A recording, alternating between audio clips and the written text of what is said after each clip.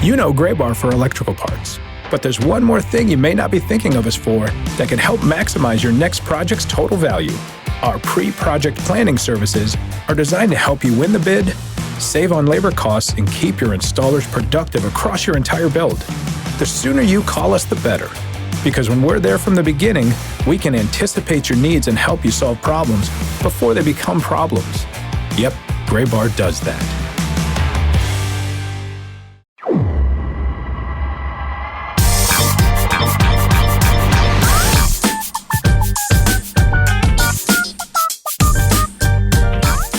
The latest edition of the Show Before the Show podcast, the official podcast of minor league baseball.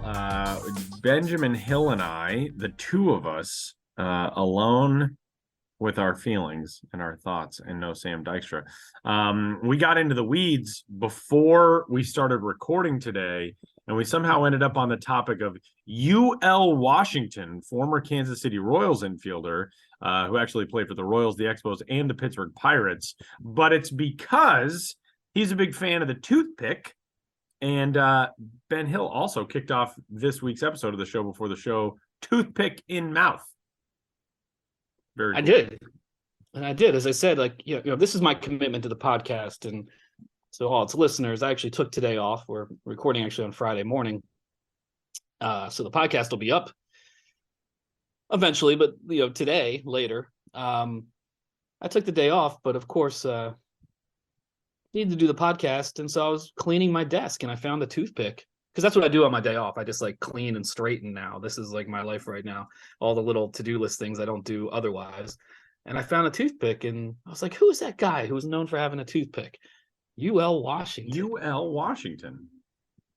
And yeah, Tyler and I started digging around. The UL does not stand for anything. Yeah, it just is given name. Letter the U name is actually letter UL, and like no periods in there. It's just U space L space. He played in the 1980 World Series. UL, the given name. He also was the manager of a team in the New York Penn League in 1989. Ben, the Welland Pirates. Did not know. Yeah, I've heard of that team before. I want to say, for some reason, I have an association with the Welland Pirates. Obviously, before our time covering minor league baseball. Did Tim Wakefield play for the Welland Pirates? Why do I? Now I gotta look. Why do I have the name Tim Wakefield Welland in my mind? And I think he did. UL Washington was also in the Boston Red Sox organization as a coach for a long time, from starting in 2003 off and on through 2014, according to his Baseball Reference bullpen page, which I guess he still could be, depending on the last time this page was updated. But if you were looking for a breakdown of UL Washington and his longtime life in baseball coming into the Show Before the Show today, we got you covered. He's also from a place called Stringtown, Oklahoma, which has a population of around 400 people, and yet produced a big league infielder and also Reba McEntire. What? These are the conversations that we have in the early December episodes of the official podcast of minor league baseball, and I'm into it. Yeah, there's something in the water in Stringtown, Oklahoma. Well, welcome into this week's episode. We will have our fearless globe-trotting pal, Samuel P. Dykstra, back on the Show Before the Show next week. And we are going to dive into some winter meetings conversation on this week's episode, as Ben has returned from sunny San Diego, California. And for those of you who are also out there, and for those of you just tuned in on this week's episode of the Show Before the Show, a huge thanks for joining us. You can get in touch with us, podcast@MILB.com. We've gotten a couple of emails in recent weeks into the podcast that have been pretty cool to see, that people are still tuning in even after the season is over. And so we've got winter meetings updates. And for those of you who are interested and curious about the winter meetings, especially in the post minor league, major league takeover era, we've got the guy with the story, and that's Ben Hill. Ben, what was it like? You've been to a lot of winter meetings, especially in the pre-pandemic world, the pre-minor league restructuring world. This is a very different winter meetings landscape now, but give us kind of your overall impressions of what it was like in San Diego. Yeah, it did have a kind of vibe of the more things change, the more they stay the same. But wait, it's actually kind of different. It took me a long time to kind of wrap my head around the event. There are aspects that certainly felt very familiar. But yes, I attended the winter meetings in some capacity every single year from 2007 to 2019. So I got very used to the rhythms of the winter meetings, and they were almost always, a few things changed here and there through the years, but they were very similar in terms of the overall structure, layout, programming, and whatnot. Was in San Diego two previous times, 2014 and 2019. 2019 in San Diego was the last winter meetings I had been to until just earlier this week, 2022 in San Diego. And so it felt familiar. It's the third time being there at the winter meetings in San Diego. Something I always mention when talking about the winter meetings, is that, what a minor league specific event it is. Up and through the 2019 winter meetings, when minor league baseball was a separate entity based in St. Petersburg, it was minor league baseball that picked the location of the winter meetings, scheduled it, and Major League Baseball was essentially a guest of minor league baseball at the winter meetings. Major League Baseball, always got the most attention, of course, with all the hot stove rumors that go on and big trades and the arson judge type moments that occur. But it was a minor league event. So now, Major League Baseball is running minor league baseball, so it's a major league event, and so that was interesting to see that it's more of a unified event, but also the same way it's always been, at least in a venue like San Diego or a location like San Diego. There isn't a hotel big enough to accommodate the event all in one space, so you have the major league side at the Hyatt, and then a maybe 15-minute walk, down that bayfront boardwalk to the Hilton, where the minor league side is, and that's where I was based. So if you're a baseball fan, and you almost certainly are listening to this, and you paid some attention to the winter meetings, which you likely did, everything that you saw in the media coverage, tied into free agent signings and trades and rumors and everything else was going on at the Hyatt, where I was and where the minor league baseball industry was down the way at the Hilton.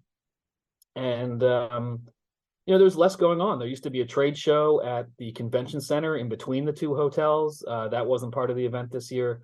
There wasn't a formal, job seekers fair, so that element was not there either, or that level of attendee. So that also just means there was just a lot less people attending the winter meetings in general when you take away the massive pool of job seekers and trade show vendors and people associated with that aspect. It was almost all people who worked in the industry and media.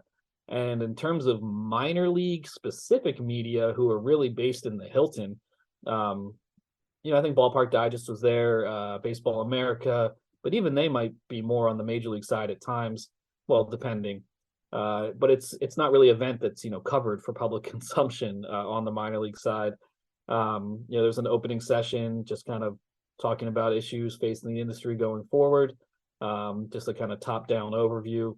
There were some seminars throughout the day and breakout sessions. A lot of them were tied into the more the national initiatives going on right now, such as the 9 celebrating Negro League teams and Black baseball history throughout minor league markets and ballparks.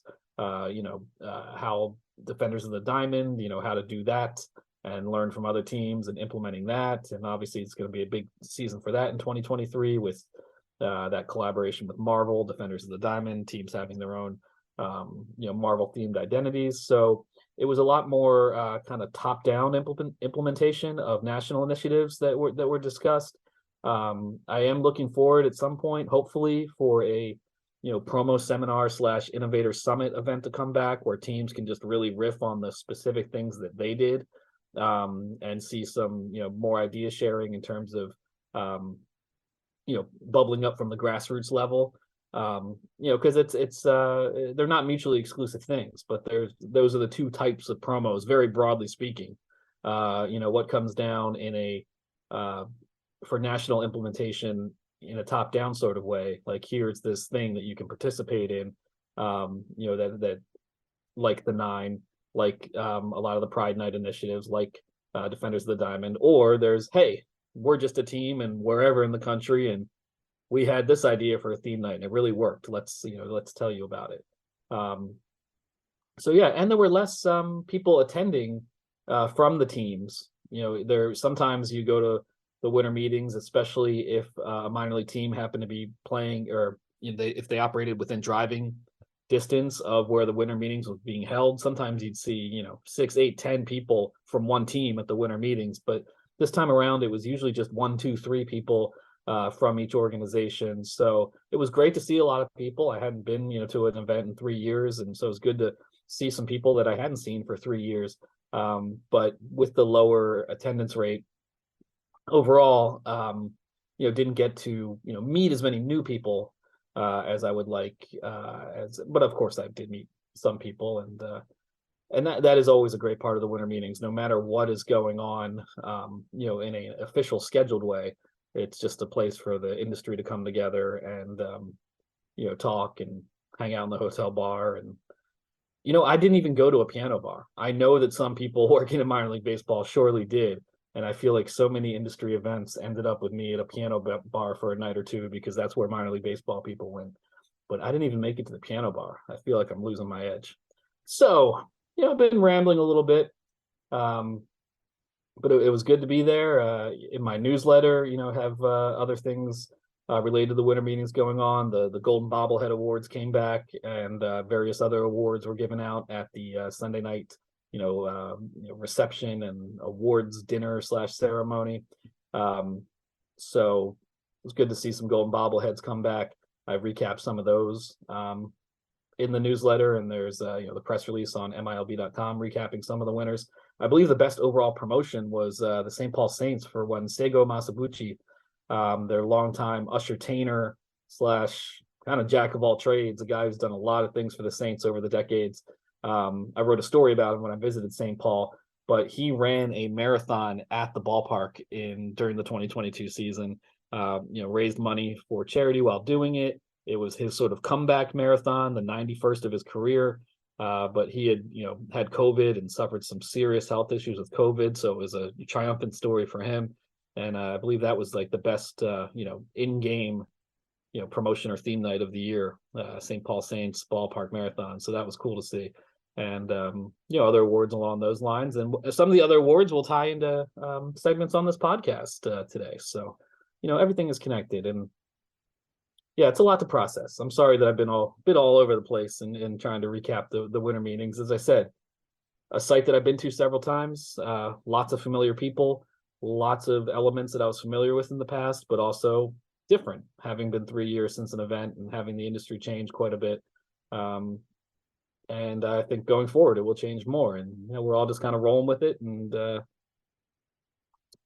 each year, just figuring it out. Not quite as we go along. Hopefully, you learn. Well, no, as we go along. I mean, how else does one learn in life? Yeah, it's true. And with all the changes and everything, it's kind of a continually evolving event. When you got a chance to talk to people that you have known for a long time around the industry, what was it like, especially for people that you hadn't seen, since your previous trip to winter meetings a few years ago?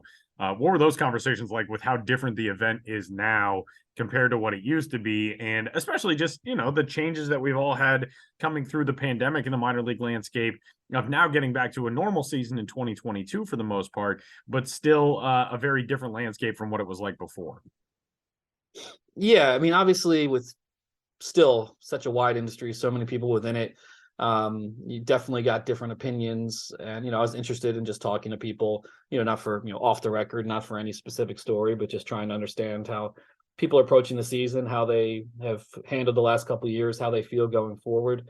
I would definitely say on the whole, it's feeling like a more optimistic time right now, because and this is what I got from a lot of those conversations. I mean, 2020 was horrible, no season at all. Then the angst and excuse me, uncertainty, tied in with the restructuring of the entire minor league baseball landscape, and you have that kind of happening in conjunction with trying to come out of the pandemic. And then 2021 was deeply compromised with the first year of the new setup and a COVID compromised season. So 2022 is like, okay, things are normal, but just starting to be normal. And I think that was one of the great things about the winter meetings is I think it gave a lot of people more context to understand, what the priorities are right now, who's in charge, to have face-to-face conversations that of course can't often be had, during the course of the year. And so I think, more and more context is always a great thing. And just an understanding of, okay, that's that person, that's this person. Okay, we're prioritizing this. Okay, that's a great idea. We want to do this. So I think on the whole, moving into 2023, we keep using the word normalcy, but things just keep getting more normal. And I think after such a challenging time, there is an optimism now that, like, okay, we're getting our sea legs here. We're understanding how we move forward together. And so I do think, as much as it did feel weird to be at an event that elements had changed and so much had changed in the last couple of years, I do think optimism overall is certainly the sentiment going forward as things become more and more familiar and things get more and more quote unquote normal. And I do think there is a lot of potential for growth, and a lot of the top down initiatives that I was talking about later, and tied in with partnerships that have began or will be starting in 2023. Just ways to deliver the game of minor league baseball to internet audiences, promotions that teams can do, et cetera, et cetera. There's a lot of untapped potential now, and it'll be interesting to see how things grow in 2023 and beyond. All right, Ben, well, you had a couple of conversations. You had a lot of conversations at the winter meetings in San Diego, but you had a couple that we're going to hear on the podcast: a minor league veteran and a minor league, not rookie, but somebody in the early stages of a minor league career. Where are we going first? We're going to hear one interview. We're going to wrap up and transition. Then we're going to close the book on the winter meetings. Take us away, Ben.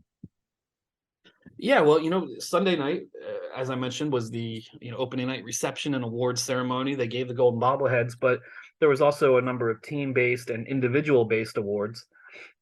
And the executive of the year was Mike Nutter, president, Fort Wayne Tin Caps. And I've known Mike for a number of years, probably over a decade. Not well, but I've visited Fort Wayne a couple times, of course, seen him at industry events in the past. Always friendly, but didn't really know him too well. And, when he was named Executive of the Year, I thought this is a good chance to talk to him about how he feels about this award, because he didn't know he was going to win it. The winners weren't announced ahead of time, and he was visibly, emotional when he got it. And I think it put him in a really introspective mood about 30 years in minor league baseball. Where it was at when he began, and what it is now. So we talked the day after he won the award on Monday, and I think this is actually a great interview. You can see why a person like Mike Nutter was named the Executive of the Year, because when you're a president of the team, so much is about leadership, and I think he has really evolved as a leader in his career. He sees how the industry is evolving and tries to keep up. He's not one of those people who just says, oh, this is the way we always used to do it, so it's good enough now. Speaks a lot about it is, and he even says it's kind of a buzzword, but it's honestly a word I haven't heard used in minor league baseball very often, about vulnerability and mental health and, managing people at this particular time of, American life and at this particular moment in minor league baseball. And I just found him to be very open and honest and empathetic, and thought to myself, I've always thought he was a good guy, but especially after talking into him for this interview, I was like, okay, I can see why this guy is winning an award such as that, and why Fort Wayne has been, such a successful organization with him at the helm. So we are going to hear that right now, I believe. And Mike Nutter, president of the Fort Wayne Tin Caps, the 2022 minor league baseball Executive of the Year.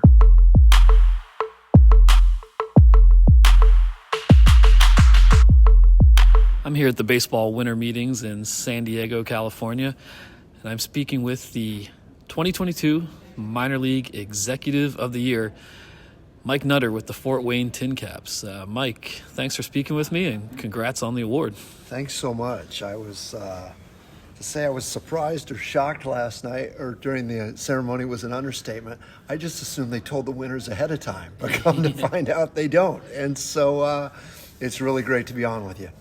Yeah, and you were given this award on Sunday night, the sort of kickoff of the winter meetings, part of a larger awards reception. And as you said, you didn't know about it, and you seemed visibly moved and a little emotional with the whole thing. What does it mean to you to just have that on your resume now, or even if it's not on your resume, just to know that you got that award? It's really cool.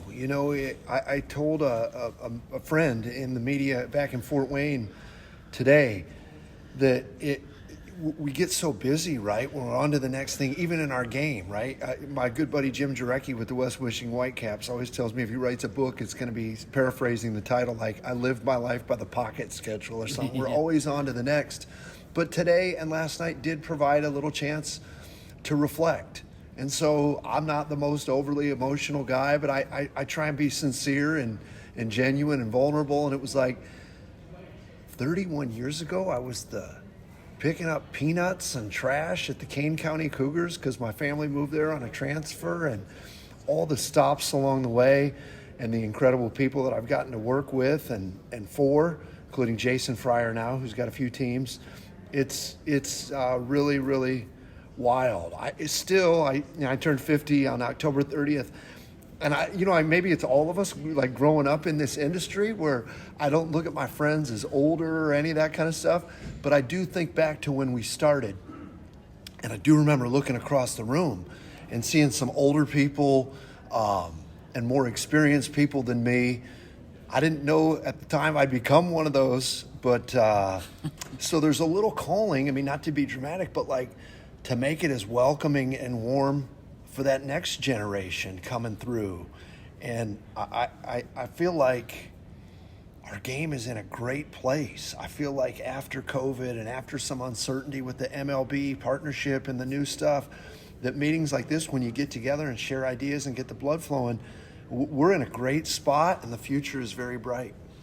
Yeah, so you've been with the Fort Wayne Tin Caps since, I guess the first year in Fort Wayne, which was 2009, I want to say. Yeah, and then the Wizards before that in town. And with the Wizards before that. Been at the top of the organizational chart for quite some time there. You talked about it a little bit in wanting to make it more welcoming to the next generation, but what is your approach as a leader, and how do you motivate staff, and how do you think that tied into being recognized like you have been here at the winter meetings? I love that. So I want to be clear that for the people that I learned from and that I came up with, Bill Larson comes to mind, and Scott Lane, that had a long career at the West Michigan Whitecaps, and Jeff Sedevy and Curtis Haug with the Kane County Cougars, and some of those guys that we all take what different great experiences from different leaders, where I feel like the game is going now. I remember front offices where, if I'm just being blunt, a long time ago back in the Stone Age, it was all male, some, all white male, some, again. And so I feel like the game has become so much more inclusive, which is just so awesome, with things like Copa and the Pride celebrations and the 9 that's coming out now. And so like the game like that we're marketing, but also in offices. And so a trip to the Fort Wayne front office would have more females than ever before, African-American full-time worker, just different things. So we're going in the right direction. And then I think for me, when you say, with the people, we are really open. I'm incredibly blessed. The staff there, Michael Limmer started in 99. Brian Shacko used to run a team in Beloit. Dave Lorenz and I shared a moving van in October of 99 from Nashville, Tennessee, driving up both, probably thinking we'd work there a year or two before the next opportunity came. So I don't have to micromanage, and the people really, really buy in. And then working with and for Jason Fryer, obviously we're sitting here, hopefully it's done, but, or the impact is done, but the pandemic and all that kind of stuff. And he just showed everybody what kind of an owner he was on our staff. And so we are accountable. We have fun. There's fantasy football and baseball standings. If somebody'd come through the office now, even though it's off season for baseball, the group of them goes out together at the end of these 6-game homestands. I'm not with them very often on that front anymore, but it's a good group. And our thing is again, probably cliche, but develop them to go somewhere else. Now, I hope they stay in Fort Wayne a long time, but we've had a lot of people that have moved on to other opportunities, and we view that as us doing our job. If somebody's coming up in corporate sales, Dave Lorenz has been there 20-some years, just like I have, and who knows how many more we all have, but we can develop them, and then if they go somewhere else, that's great. And we've got people around the country. I worked with Eric Leach in Fort Wayne back in 2000, and he's the head guy at the Bowling Green Hot Rods and a great operator. Brad Shank came up through the Fort Wayne Wizards and Tin Caps, and he's running the Columbia team. And so it's been a great place to get experience and learn and hopefully keep them around, but if they move on, then so be it. Yeah, and you've been in Fort Wayne for a long time, but a lot of stops along the way. Yeah. You mentioned starting in Kane County. Yeah. With the Cougars. They're outside of Chicago over 30 years ago. Yeah. What was it like when you first started working in minor league baseball, and what was your path after that? Yeah, so I had the bug for it. Like, I ended up going to a couple years of school in Northern California, and then I graduated from Bowling Green back in Ohio. And at the time, the sports management just was not in as many places. And so I graduated from there, had an awesome experience. And I think when I was going through it, I was sure I was going to work in the NBA or something like that. And I have a lot of friends that have done that, and nothing against that. But I went to work for Bill Larson at the Kane County Cougars in '92. We were an Oriole team at the time. And, man, I fell in love with it. I'm not going to bore people with the stories of walking uphill in the snow both ways and all the stuff that we had to do to prove ourselves. But it was 4 summers there. And so by the time I finished and graduated from BG, it was a year on the grounds crew and a year in concessions and a year in sales and a year in facility or ops cleanup. And so I felt like they did right by the people that came through. I think at one point, 6 of us in the 4 summers that I was there went on to be general managers. And there wasn't something in the water. It was the crew up there that was willing to teach and be vulnerable and let people learn with them and knowing they're going to move on. And so after that, Bowling Green said you have to do 2 internships at 2 different teams. And I was sure I was going to work in Kane County my entire life. So I appealed, and they said, thank you for appealing. It's been denied. I appealed one more time, and they said, thanks again. It's denied, and there are no more appeals. So I spent a year after that with the Brevard County Manatees. Here I am showing my age of teams that don't exist anymore and stuff like that. Had a blast. We had spring training for the Marlins the year before they won it. We had a minor league season where we had the All-Star game that year and helped lead the Florida State League in attendance. And then the guys that I worked for at Kane County at that time bought the Nashville Sounds. So I spent 97, 98, 1999 in Nashville. I met a lot of their people last at the awards ceremony that had won, and I didn't know those people. And I gave them a trip down memory lane of historic Grieger Stadium where I used to work that is not exactly the place they're in now. And we shared some laughs and met some new friends, and then moved to Fort Wayne to be the assistant GM, then as the Wizards in the old ballpark. And sure enough, man, 22, 23 years later, still in Fort Wayne in that great ballpark that we're in. Met my wife, who's a Warsaw, Indiana native, just 40 minutes up the road. A couple kids, a college freshman down at IU Bloomington, and a high school senior that might join him down there next year. And incredible staff, incredible ownership, where we've been able to keep reinvesting back into the ballpark. And we're really excited about the future. And I say that like not selling anything. It looked like the last month of last year, Ben, was, again, ring the cliche bell, but it felt like normal again. Like even early in the 21, we were just happy to be back with some limitations. 22, we were really happy that, hey, we didn't have the distancing and a lot of that stuff. But it took a while to ramp up to it. Like we sold out July 4th, and we did well. But it was 1,000 less than it might have been before, you know? And so, and I've talked to a lot of friends here just in the day and a half. You know, Kurt Landis from Lehigh Valley, arguably the top operator in the business.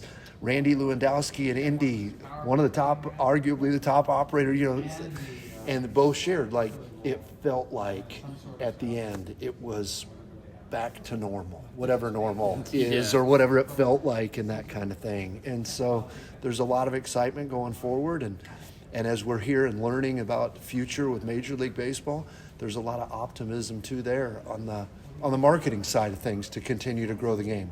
Yeah, definitely. And you mentioned, being a leader, vulnerability as a leader. What does that mean to you in terms of, sharing challenges that you've had, or just being really willing to have hard conversations that maybe not every, boss has? That's really well phrased. Brian Shacko in our office is our VP of Finance. He does the finance for the teams in Fort Wayne and Columbia and Chattanooga that we own. And he has really, I've learned so much from him, but he has really pushed us in a great direction over the last few years, several years of, my line is, Todd Stevenson with the Padres gave it to me first, they stopped giving medals for people that work the most. Mm-hmm. I don't want anybody to hear that and think we don't work hard, or we don't want to work hard, or hey, you get a nice stadium and all of a sudden everything's easy, because none of that is true. But my point is, Ben, this would be like crazy train stuff when I first started, but we made days off mandatory in 2022 in Fort Wayne with the Tin Caps. I mean, home game dates. You have to take a couple of these weekends off. I can't. The place can't operate without me. Well, it needs to if we're going to develop the next set of leaders. And then one thing that I'm very open about, and discussed it just very briefly during my acceptance, was I am a huge proponent. So minor league baseball can impact so many things. And we have the American Cancer Society, and we have so many outreach things that are so awesome. I'm not suggesting this is greater. But mental health in our country now is a huge thing. I feel like we're in a great spot where we can talk about things as a society more so than maybe when I was a lot younger, when words were used to describe somebody as this or weak or this, or not my words, but those words used. And so we don't do that. And so in our family, my daughter has battled a raging eating disorder that we're very open about. And she's had to leave the house a couple times for treatment at facilities away from Fort Wayne, where she has been mature enough to say, this is what I need to do, this is what I want to do, I need to go away, I need to get well. I started to hear people, as we were open about it, it's a delicate thing to talk about, but I was very open with the staff about it, and then they started opening up more and more to me of, I've dealt with this. Maybe not an eating disorder, or, hey, if she's looking for a therapist, this is one that I see about something. And it's become one of those buzzwords like synergy was and all that kind of stuff. But the vulnerability of like, man, I'm going to screw up as many things in 2023 during the season as anybody or more that works there.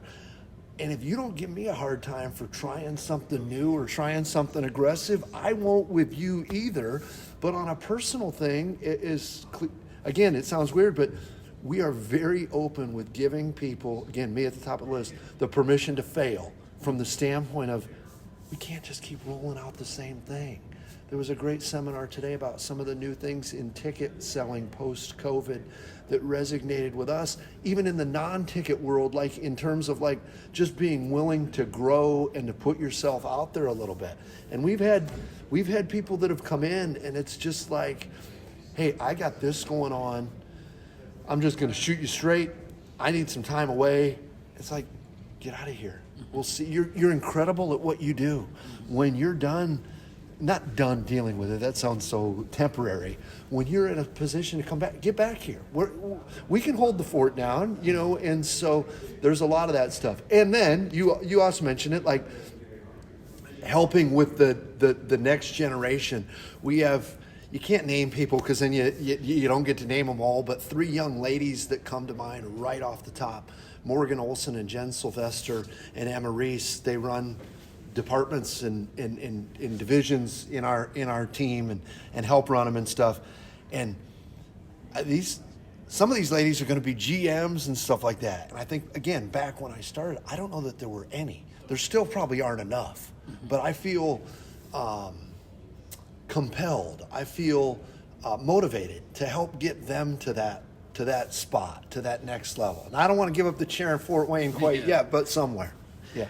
Yeah, and you've expressed a lot of optimism, about Fort Wayne and about the industry in general. It's obviously been a tough couple of years no with doubt. The pandemic and the reorganization Yeah. of the entire industry. And to do those together. And to have that happen in tandem. Yeah. But you obviously sound bullish on the future. Yeah. I mean, where do you see the team and the industry heading from here?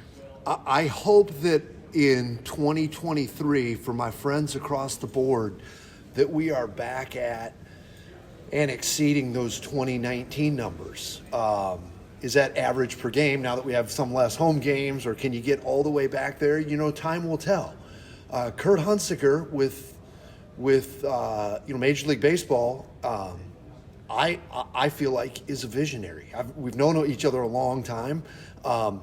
Peter Woodfork, who a lot of us are still just getting to know. I woke up today and the first email I got was from him. We got through the crazy unknown stuff, and now it's about building relationships and building this thing going forward. And so I do feel like in our case specifically, we can get back to 6,000 fans a game that we've done. We weren't there. Clearly we weren't there. I've told people I felt like people's behaviors changed with staying at home. I shared about my daughter. Like, people are different, but they're still looking for the family-friendly place to go. I think that going to a movie is great. We used to do it a lot more. We do it all the time as a family. But something about the social aspect of baseball, I feel like where we did last year, our league had the pitch clock, so I guess all the minors did. It was such a welcome and improved addition to us. We went from thinking this is the greatest thing ever to, after about 2 weeks of homestands, going, is this going to cost us a bunch of money? Are these games too fast that we can't sell as much stuff? To at the end going, this is so great, and can't wait to see it on the major league level, because I think it helps the game grow. The time for 4-hour, 9-inning games, I hope, is over at the major and minor league level. And so there's a lot of smart people working in the same direction to have our industry maybe do some of the best numbers we've ever had over the next couple years, and that's exciting. Awesome. Well, lots of reasons to hope for the future, and for the present, congratulations on being 2022 Minor League Executive of the Year, and thanks for speaking with me. Mike Nutter, president, right? Absolutely. President of the Fort Wayne Tin Caps. Thanks for being on the Show Before the Show podcast. Absolutely. Thanks so much.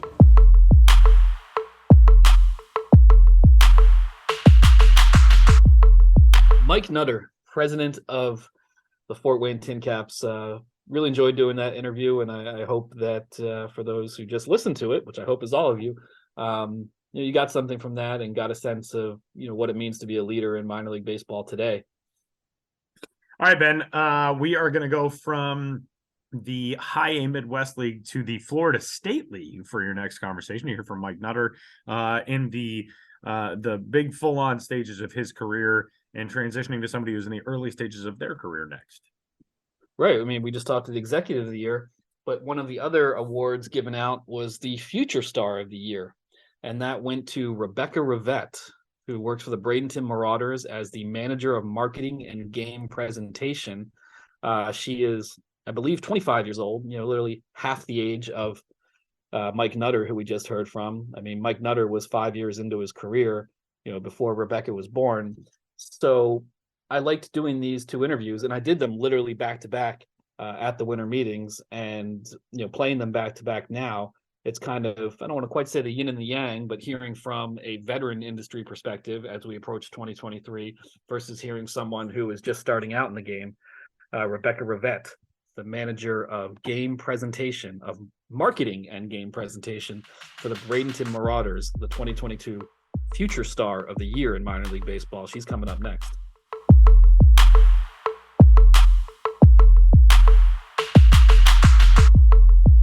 Here on the Show Before the Show podcast, I am now speaking live and direct from the Bayfront Hilton, home of the minor league portion of the baseball winter meetings. I'm speaking with Rebekah Rivette, the Future Star of the Year, who is also the manager of marketing and game presentation for the Bradenton Marauders. but also awarded the Future Star of the Year. Congratulations on that honor, and thanks for joining me here on the podcast. Yeah, thank you. So what does it mean to be a future star? It feels surreal. I honestly don't think it's sunk in, really. Everyone keeps telling me how big of an honor it is to, be one of 120 clubs, and it's like hitting me more and more as time passes, but it's just so surreal. I mean, this is all I've ever wanted to do, and to get an award like this, it just means the absolute world. Yeah, and you're pretty obviously not just starting out in your career, but in the earlier phases, and this is a huge honor and maybe shows you're on the right path. What made you want to get into minor league baseball, and what has been your path so far? I've been around baseball my entire life. I grew up in New York, and my family are still the Yankee fans. So I grew up going to the games and tailgating in the parking lot with my dad and my entire family and friends and everything like that. So I've always been around it. The Hudson Valley Renegades are very close to us too, so we went to a lot of minor league games, and I just enjoyed the family aspect and the fun of it. And when I realized that I could have a career in it, I just knew that was for me. So that's all I've been pursuing since probably high school, when I realized, like, hey, there are jobs in baseball. People do this for a living. So I interned a couple places just to kind of figure out what I liked and what I didn't like. I got involved with the Saugerty Stallions. They're in the PGCBL up in New York, and I was an intern in the press box. They brought me back for another season in 2018 to run the entire press box. And then I attended the winter meetings in Vegas as a job seeker and got a position with the Northwest Arkansas Naturals as a creative services assistant. So I was there from February of 2019 through July of 2019. I wound up leaving because I found the position with Bradenton, and it was a full-time position. Then knew this is what I want to do. This is what I've been dreaming of, and I threw my name in the hat thinking I'm barely a year out of college and probably not going to get this, but here we are. So Yeah, and Bradenton, that's an interesting location. Florida State League, also the home of the Pirates during spring training. I know there's been a lot of renovations to it through the years, but it's one of the oldest ballparks in minor league baseball. Did you know much about Bradenton or the operation before you went, and what was your impression of it? I knew nothing about Bradenton. I'd been to Florida a couple times for spring training throughout college. It was always something that was really exciting to me, and I've loved spring training because I think fans get to interact with the players a lot more, so it was always interesting to me. So when I saw the position was available, I knew, hey, that's like something of real interest to me. That's something I would want to be a part of.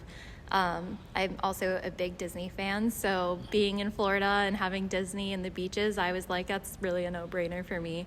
I didn't really know much about Florida State League until day one when I showed up, so I've been learning a lot as time has passed and seeing, what the fans are like and who we're targeting and everything like that, but didn't know anything coming in, so.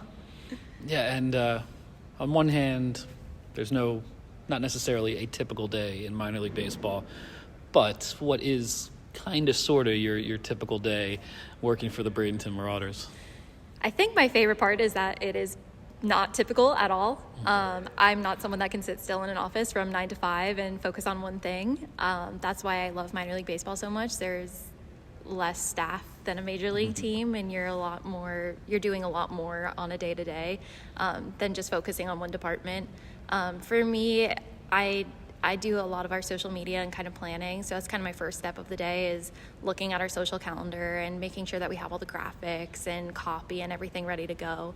And I'll jump into updating the website or making graphics for the video board and making sure game days are ready, scripting for future games, planning out like our theme nights, in-game promotions and contests. You name it. If it's not ticketing, it flows through me. So it's really fun for me. Yeah, so you've gotten to wear a lot of hats, so to speak. And, in terms of game presentation, so once the game starts, what are you doing most of the time? It depends on the day. If it's a Tuesday through Thursday or a Sunday, I'm always up in the press box for pregame because it's hectic. So just making sure that the staff is doing their job and staying to the time so that we're not late starting the game. But usually once the game gets going, I try to go downstairs and do some laps and interact with some of the fans. And I like finding out if it's someone's first game and putting together a package of beads and baseballs and just making it like a wow factor for them. If it's a Friday or Saturday, I'm locked in that press box just because it's our bigger nights, it's our theme nights. We do a lot of community focused nights on Fridays and then the bigger theme nights on Saturdays. So there's a lot of elements. The script gets really hectic, so I like to just stay up there and basically run the show. Nice. And I know it's kind of an awkward question to answer, perhaps. Seem like a humble person, but you won the Future Star Award. What qualities do you think you bring to the job that has made you a future star? I was actually thinking about this. I woke up really early this morning. I'm on Eastern time still, so I thought about it a lot and was just thinking back on last night and just kind of like the shock I felt and having so many people come up to me and congratulate me, people that I don't even know. To me, I think of it as that's my job. So I started thinking more about it, and I've noticed in the past probably 2 to 3 weeks like how much I really have grown since joining the team in Bradenton. I have taken on marketing. That's not something that was in my title when I started this position. And I've really grown attendance through marketing over social media, the newsletter, connecting with fans in the community, through group nights and whatnot. I've been driving a lot of community initiatives before we hired on a community relations coordinator. So I've been connecting a lot with our fans and just trying to grow that fan base and bring more fans into Bradenton. Yeah, and being part of the Florida State League, it's a league that has I don't want to quite say notorious reputation, but certainly one of the more difficult to operate in with the weather for one, and it can be hard to maintain the momentum after the big leaguers go north and then you're selling minor league baseball. Have you found it to be, particularly challenging as compared to Northwest Arkansas or some of the other places you've been? I would say the hardest for me to see is some nights when we're not drawing the attendance that we were hoping to get. Just knowing that we wanted that to be a bigger night and it's not necessarily where we want it to be is hard. I wouldn't say we lose momentum. I think we're so excited to get minor league season off the ground. One of my favorite parts about being in minor league baseball are the crazy theme nights and promotions and everything. So while spring training is very fun for me and very professional, when it switches, it seems like it's a lot more fun and loose and everyone can just kind of go crazy. I would say that come August, you feel the burnout a lot more. You've pulled tarp countless times in Florida and you're over it and can't wait for the season to be over, but the season ends and you're wishing you had one more game. Yeah, and you always wanted to work in minor league baseball. Were you always aware that tarp pulling was going to be such a big aspect of it? No, not at all. I actually have a running joke that like every off season I'm going to start training for tarp pulls. I never have, but I always say I will, so maybe one day. Well, for someone looking to break into the industry, what advice would you give regarding pulling a good tarp? Learn how to run without slipping, for sure. There have been too many times where I have thought I was going to go under that tarp and just be trapped there. Also, empty your pockets. I can't tell you how many times I've lost my phone under that tarp and it's stuck until we pull it off. So, well, very good advice, and hopefully you don't have to deal with those issues going forward, at least losing your phone under the tarp. But big picture, hey, you're the future star, still have a lot of career ahead of you. What are you looking forward to in the future, or what are your goals going forward as you carve a path in this industry? Short term, I've put a lot of efforts into marketing for next season, so I'm really looking forward to just pulling off some of the theme nights and marketing efforts that we're really trying to work on. And just have more fans out to the ballpark. We've made some hires so that we're back to kind of 2019 staff levels, so hopefully we get that amount of fans back in the ballpark, and it's exciting. I think I've kind of found my love of marketing. I really love game presentation, but marketing for me has become something that is such a passion just because I love connecting with our fans and community. So I think long term, definitely sticking to the marketing side. I definitely want to stick in minor league baseball, just being able to wear many hats. I love it so much. People always ask me, do you want to go to the majors? And I always say no. So something in the minor league level. We'll see where it takes me, but definitely marketing. Yeah, well, you're a future star, which means I guess your star is yet to come. So, Big things ahead, it seems, and congratulations again on winning this award. Thank you. Rebekah Rivette, the Manager of Marketing and Game Presentation for the Bradenton Marauders. Thanks so much for talking with me. Thank you.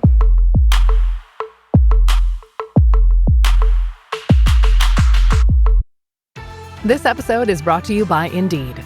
Stop waiting around for the perfect candidate.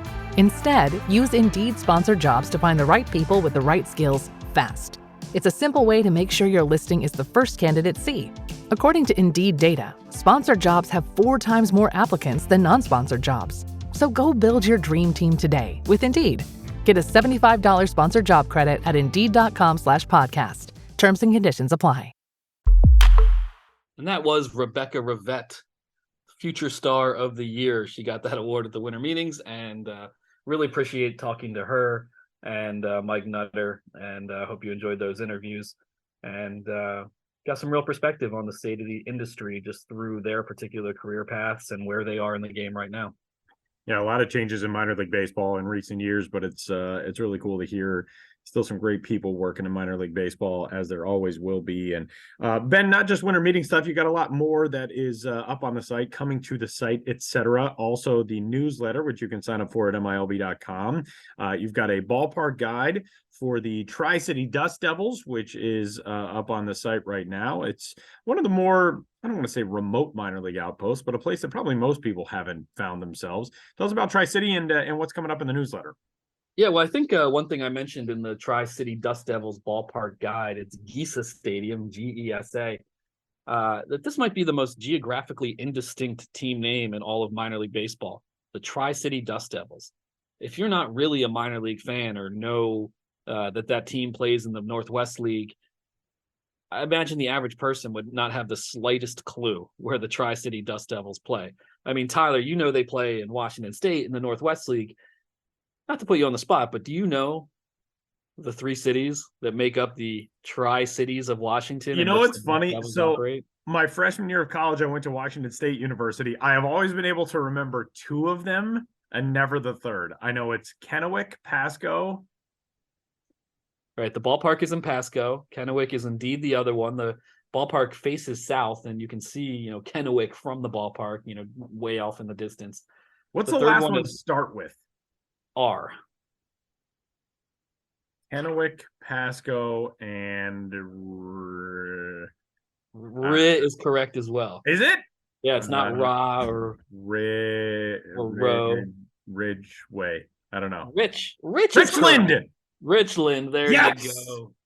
It only took me what was my freshman year of college? 19 years ago. Yeah. There you go. Pasco, Kennewick, and Richland. Yeah, the ballpark is in Pasco. The Dust Devils have been around since 2001. It's an interesting ballpark in that it was actually built for an independent league team. There was the Tri-City Posse who played there for, I believe, 6 years before the Dust Devils came in. The Dust Devils were, of course, like everyone in the Northwest League, were a short season team, all the way through 2019, or would have been in 2020 if the season had happened. But they have now played 2 seasons in the new Northwest League, which is at high A and full season, obviously. They had been an affiliate of the Padres, but again, with the transition to full season, they became an affiliate of the Angels. And I only went there once. I really liked that ballpark. It just felt warm and friendly and welcoming. And by minor league ballpark standards, remote. I mean, you can see hills in the background, and there's a lot of open space around the ballpark. Pretty simple layout and design overall. And of course, the big interesting feature of the facility is that when it was built, the third base side of the ballpark was pretty much uninhabitable when the sun was up, because that's a desert climate. In the summer, it is really hot, and the third base side was just sun scorched, so no one would sit on the third base side.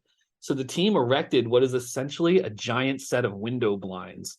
I mean, they call it a sunshade, but there's this huge window blind sunshade that built on the first base side of the ballpark that blocks the sun as it shines down toward the third base side. And isn't this the ballpark where at one time, like 10, 12 years ago, they wanted to build like a moving sunshade, something that was going to it was almost like a blimp that was going to track along with the sun?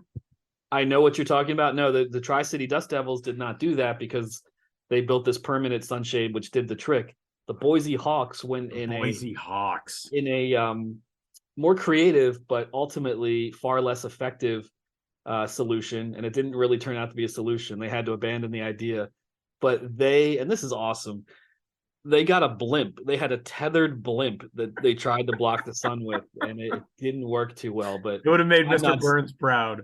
Exactly. And I'm not criticizing them at all. Like, I love that they said, you know what, let's just try to get a blimp anchored out here to block the sun, and it didn't quite work. But it does speak to when you're in that area of the country and you're playing a lot of summer nights and it's really hot and really dry, the sun can definitely be a problem.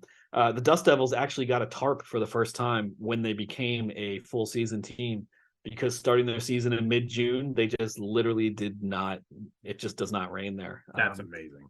So now it might rain a little bit in April and May, but don't bring a poncho if you're going to see the Dust Devils. And of course, with the Dust Devils, you always have to shout out Eric Mertens, Eric the Peanut Guy, who started with the team in their inaugural season of 2001 as a peanut vendor, but he quickly added game day between inning MC to his duties. And he still does that, as well as just being, especially if you're on social media and you've never been to a Dust Devils game. If you're a minor league baseball fan, you've probably seen him on Twitter. He just exudes love for minor league baseball, love for the Dust Devils, and is about as huge a team ambassador as any team in minor league baseball has, to the extent that if you now go to a Dust Devils game, there is a life-size bobblehead of Eric the Peanut Guy on the premises. And of course, the real life Eric the Peanut Guy can be seen there as well. He was someone who I when I did curated an insert set for the Topps pro debut set in 2016, I want to say. I was able to get Eric the Peanut Guy his own baseball card. So I almost said one of my many life accomplishments, but one that I am proud of, getting Eric the Peanut Guy a baseball card. And I believe recently betrothed Eric the Peanut Guy. 100%. Congratulations, Karina. I think through Twitter. I've not met Karina, but he got married at the ballpark. Yeah, there's a funny picture of his bride and the bobblehead, kind of like, this is the guy I married in bobblehead form. And not a whole lot of brides get to do that, so that's pretty cool. And it got me thinking, man, like, weddings are so ridiculous. I feel like that could be a thing. Get life-size bobbleheads of the bride and groom. That's a great idea. See that more often. I mean, hey, if you're a wedding planner out there, yeah, ding, ding, ding, get in touch. Yeah, Beck can put you with the right people to make. I absolutely can. Life-size bobbleheads. Tell me you wouldn't want that at your wedding. Benjamin Hill, you can find on Twitter at Ben's Biz. You can find the newsletter at milb.com.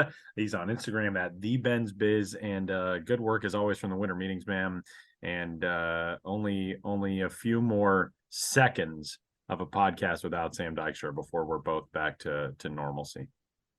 Yeah, I feel like we're like Dad went away and the kids had to figure things out on their own. I hope we're doing all right. But I think we're doing okay. We're having great conversations. Tim Wakefield did play for the Welland Pirates in 1989. Yeah. Amazing. We know what we're talking about. Get a toothpick. Think about UL Washington. Get a life-size bobblehead. Learn about the industry. We're doing okay. I already forgot the name of his hometown, but he and Reba met. Stringtown, right? Stringtown. Yeah. Stringtown. I thought that was a Steve Miller Band thing. Anyway, you can find Ben Hill on the internet. Josh Jackson comes by next. Thanks, Ben. Thanks, Tyler. Let's all go to Stringtown.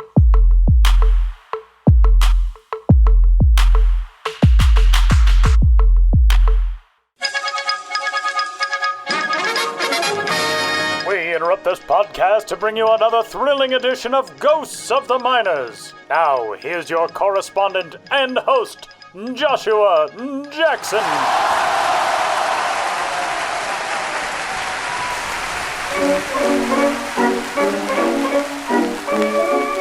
Welcome back to Ghosts of the Miners, in which all of you out there in Radioland must identify the legitimate historical ball club hiding amidst the fraudulent pair. One once played hardball. If you believe in the others, you've gone soft. In the last segment, I asked you which of the following minor league baseball teams did at one time exist. A, the Lizard Lick Iguanas. B, the Shantytown Rattlers. C, the Pocomoke City Salamanders. Get off your belly and stand tall if you picked C, the Pocomoke City Salamanders, who represented the burg known as the friendliest town on Maryland's Eastern Shore, inappropriately enough, the Eastern Shore League of 1922 and 1923. The Pocomoke River is currently the subject of an ambitious and so far successful ecological restoration project after experiencing a massive aquatic species die-off in the 1990s. And historically, it's been home to an abundance of amphibians, including salamanders. But baseball salamanders, playing in the very first year of the Eastern Shore League's existence, might as well have been named for the low level at which they performed.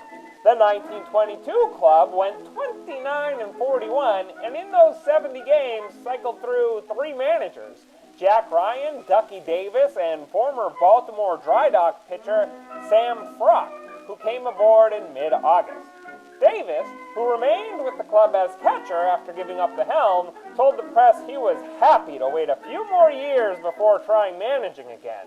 Maybe had Pocomoke City's club not been so full of holes in that first year, Ducky would have kept his pluck.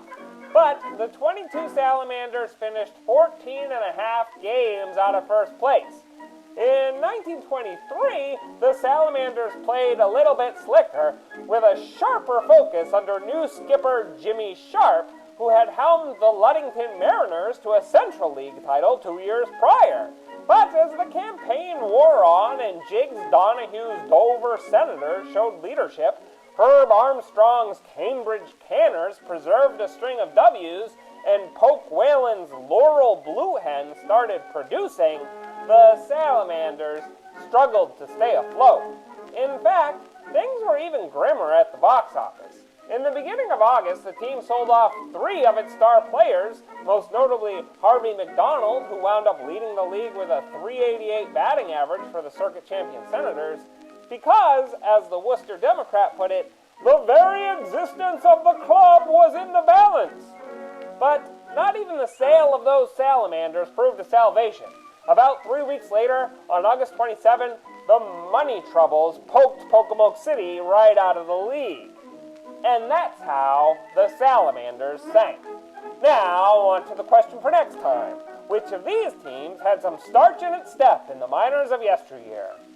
A, the Aroostook County Nine Spuds. B, the Kennewick Taters. C, the Idaho Falls Russets. Want to know the answer? Get mashing. Or tune into the next Ghosts of the Miners. But for now, you'll have to excuse me. My producer Ben Hill is trying to cut a record, and it sounds like I'd better lend him some scissors.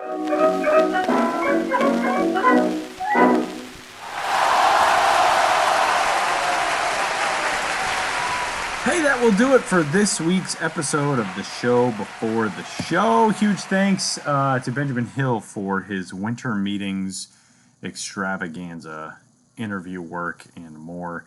And for Josh Jackson, the absent Samuel P. Dykstra, who will make his triumphant return next week. My name is Tyler Mom. We'll talk to you then.